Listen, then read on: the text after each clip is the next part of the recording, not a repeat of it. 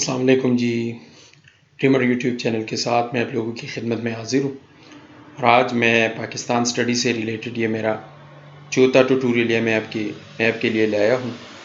تو اس سے پہلے میں نے 3 ٹوٹوریل وغیرہ وہ ریکارڈ کیے اور وہ میں نے ایک علیحدہ سا پلے لسٹ ہے پاکستان اسٹڈی کے نام سے، وہ میں نے ڈالے ہیں اس چینل پر، وہاں بھی آپ وزٹ کر سکتے ہیں۔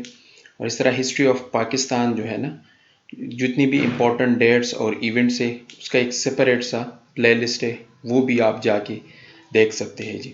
تو شروع کرتے ہیں جی، وہاں سے شروع کرتے ہیں جہاں سے ہم نے ختم کیا تھا، لاسٹ جو ٹوٹوریل تھا تیسرا، ادھر ہم نے ختم کیا تھا۔ تو جی تھوڑا سا فاٹا کے بارے میں بات کرتے ہیں کہ ایریا آف فاٹا از، کہ فاٹا کا ایریا کتنا ہے، اس کا رقبہ جو ہے نا وہ کتنا ہے، تو وہ ہے 27,220 اسکوائر کلومیٹر، یعنی کہ ایریا کا جو رقبہ ہے وہ ہے 27,220 اسکوائر کلومیٹر۔ اب اس میں سے اس قسم کا جو وہ ہے سوال بھی اس طرح آ سکتے ہیں کہ فاٹا سٹینڈز فار، فاٹا کا مطلب کیا ہے؟ تو یہ ہے جی فیڈرلی ایڈمنسٹریٹڈ ٹرائبل ایریاز، یعنی کہ یہ پختونخوا کے ساتھ تھے لیکن اس کو کنٹرول کرتا تھا فیڈرل نے، لیکن 25th امینڈمنٹ کے بعد 2018 میں جو پاس ہوا، پھر اس کا جو سٹیٹس تھا یہ ختم ہو گیا اور ابھی یہ آہستہ آہستہ جو ہے نا وہ پختونخوا میں ضم ہوں گے، اور 2018 میں تقریباً 2024 وغیرہ یا 2023 کے جو الیکشن ہوں گے، ابھی بھی اس کے نیشنل سیٹس بھی ہے، اور اس کے ساتھ ساتھ اس سے پہلے اس میں پروونشنل سیٹ نہیں ہوتی تھی، لیکن ابھی پروونشنل سیٹ بھی، یعنی کہ پختونخوا کی اسمبلی میں بھی ان کا سیٹ ہے۔ تو یہ جو اسپیشل سٹیٹس تھا فاٹا کا، وہ مرجر کے بعد، یعنی کہ فاٹا کے مرجر کے بعد وہ ختم ہو گیا، ٹھیک ہے جی۔ اب فاٹا میں کتنی ایجنسیز ہے؟ تو اس میں 7 ایجنسیز تھے ٹوٹل۔ کون کون سے ہے جی؟ خیبر ایجنسی، محمد ایجنسی، باجوڑ ایجنسی، کرم agency, north Waziristan agency, south Waziristan agency اور اورگزے ایجنسی، یہ ساری جو ہے نا ڈفرینٹ ایجنسیز ہے 7، جو کہ فاٹا پر فاٹا انہی 7 ایجنسیز پر مشتمل تھا، ٹھیک ہے جی۔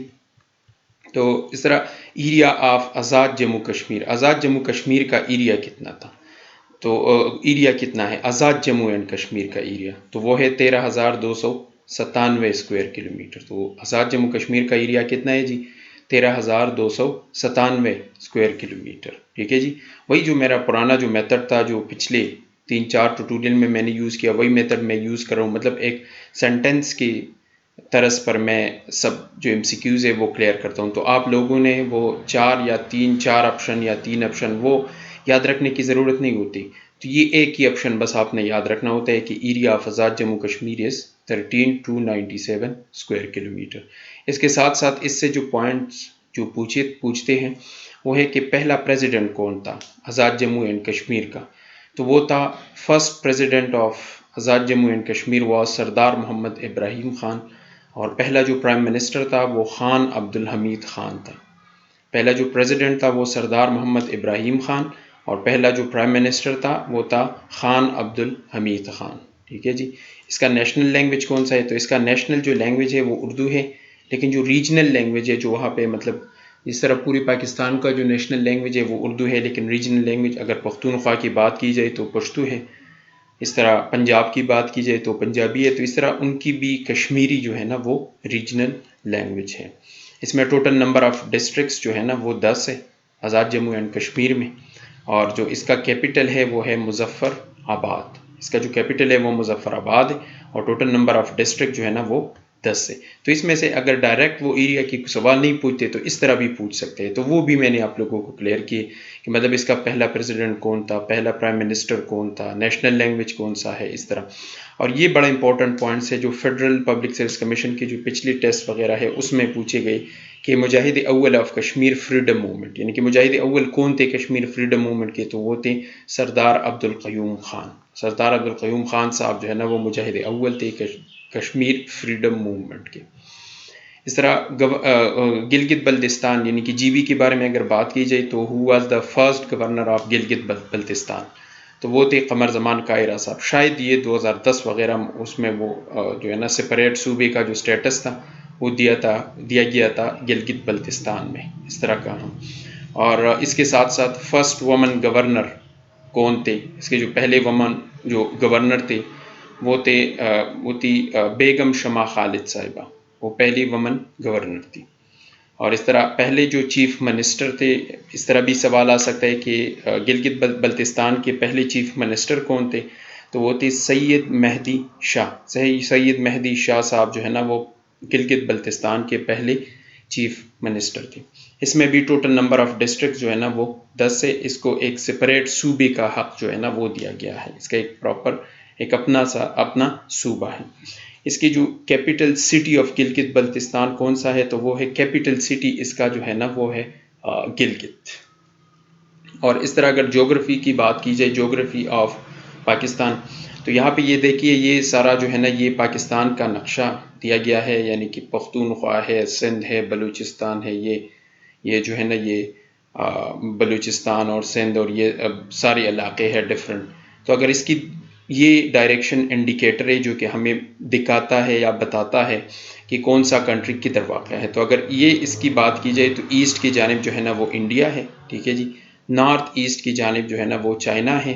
اس طرح ویسٹ کی جانب پاکستان کے ویسٹ کی جانب افغانستان ہے. ساؤتھ ویسٹ کی جانب جو ہے نا وہ ایران ہے، اور ساؤتھ کی جانب جو ہے نا عربین سی ہے. تو اس میں سے اسی قسم کے سوالات بھی آتے ہیں کہ کون سا کنٹری کدھر واقع ہے. تو وہ بھی میں نے پوائنٹس آپ کے لیے کلیکٹ کیے کہ جغرافی آف پاکستان. تو geographically Pakistan is located in South Asia. یہ بھی بڑا امپورٹنٹ پوائنٹ ہے، اکثر پوچھتے ہیں کہ جیوگرافیکلی پاکستان کدھر واقع ہے، تو وہ ساؤتھ ایشیا میں ہی واقع ہے. ایشیا ہے، پھر ایشیا میں ساؤتھ ایشیا میں، یعنی کہ ایشیا کانٹیننٹ ہے اور پھر اس کو ڈفرینٹ پورشن میں تقسیم کیا گیا ہے. تو وہ جو پاکستان ہے وہ it's a part of South Asia, یہ ساؤتھ ایشیا کا حصہ ہے. اس کی ایسٹ کی جانب جو ہے نا وہ انڈیا واقع ہے، اور جو نارتھ ایسٹ کی جانب چائنا ہے جو کہ بہت بڑا بارڈر ہے ان کے ساتھ بھی. اور اس طرح ویسٹ کی جانب جو ہے نا افغانستان ہے، اور افغانستان کو ایک اور نام سے بھی پکارا جاتا ہے گریو یارڈ آف ایمپرر، یعنی کہ جتنی بھی ایمپرر تھے، جتنی بھی بادشاہ تھے، جتنی بھی فاتح تھے، تو ان کا جو گریو یارڈ ہے، ان کا جو مقبرہ ہے وہ افغانستان ہے، کیونکہ they were badly defeated in Afghanistan. Sikandar اعظم یا جتنے بھی لوگ تھے.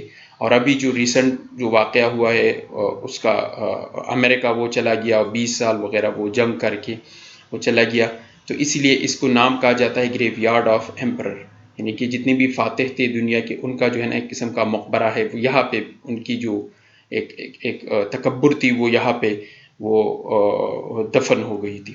تو ویسٹ کی جانب پاکستان کے ویسٹ کی جانب جو ہے نا وہ افغانستان ہے. اس طرح ساؤتھ ویسٹ کی جانب جو ہے نا وہ ایران واقع ہے جو کہ شیعہ سٹیٹ ہے، اور وہ پاکستان کے ساؤتھ ویسٹ کی جانب واقع ہے. اور اس طرح ساؤتھ کی جانب جو ہے نا وہ عربین سی واقع ہے، جو عربین سی ہے وہ پاکستان کے ساؤتھ کی جانب واقع ہے. تو یہ سارے جیوگرافی سے ریلیٹڈ جتنے بھی پوائنٹس ہیں کہ ایسٹ کی جانب کون سا کنٹری ہے، نارتھ ایسٹ کی جانب کون سا کنٹری ہے، ویسٹ کی جانب افغانستان ہے، اور افغانستان کو ایک اور نام سے بھی پکارا جاتا ہے کہ گریو یارڈ آف ایمپرر کس کنٹری کو کہا جاتا ہے، تو وہ ہے افغانستان.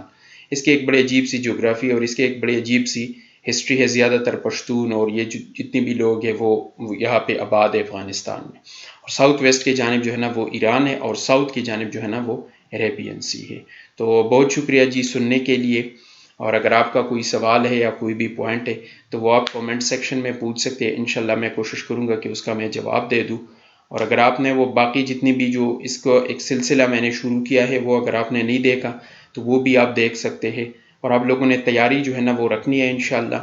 یہ اگر 2-3 مہینے میں انشاءاللہ یہ ساری جتنی بھی پاک اسٹڈی ہے یا ہسٹری آف پاکستان ہے یا جتنی بھی امپورٹنٹ جو سیکشن ہوتے ہیں ہر ٹیسٹ کی، ایٹا، N T S, K P P S C, federal public service commission, تو وہ انشاءاللہ کور ہوگا. اور آہستہ آہستہ آپ لوگوں میں بھی امپروومنٹ آئیں گے. اب اس کی یاد رکھنے کا ایک ہی طریقہ، یہی جو طریقہ ہے جو کہ ہم بھی اپناتے ہیں آپ بھی اپنا لیں، کہ مطلب آپ نے ایک سینٹنس کی طرح اس کو یاد رکھنا ہے. تو انشاءاللہ یہ آپ کے ذہن میں ہی رہے گا.